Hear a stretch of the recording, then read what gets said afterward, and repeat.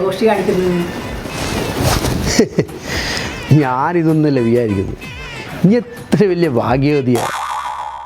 ആ പിന്നെ ഭാഗ്യം എടുക്കാൻ ചെറുക്കനെ പോലെ നിങ്ങളെ കിട്ടുക എന്റെ ഭാഗ്യോ. ഇതിൻ്റെ ഒരു തമാശ. ഇന്നെ കാണുന്നതിനെക്കാട്ട് മുമ്പിൽ ഞാൻ 149 പെമ്പിള്ളറെ കണ്ടിന്. എന്നിട്ടാണ് ഇന്നെ കെട്ടിയത്. അതിൻ്റെ ഒരു ഭാഗ്യമല്ലേ? അതിൽ നിനക്കെന്ത് മനസ്സിലായി? എന്ത് മനസ്സിലായേ? ഈ 149 നല്ല സമയോ എൻ്റെ മോശ സമയോ? എനിക്കറിയാം.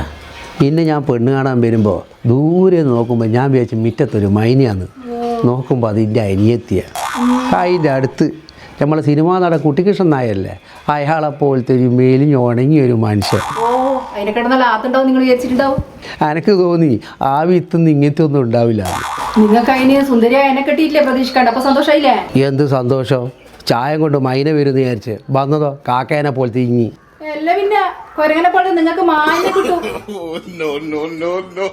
എന്നെ കല്യാണം കഴിച്ചപ്പോ നാട്ടുകാരെല്ലാം പറയുന്നുണ്ടാവില്ലേ ദേവീനെ കിട്ടി ദേവീനെ കിട്ടി. ദേവീനെ കിട്ടിയില്ലേ എന്ന് ചോദിക്കുന്നവർക്ക് ചെറിയൊരു മിസ്റ്റേക്ക് ഉണ്ട്. മൂദേവീനെ കിട്ടിയില്ലേ എന്ന്.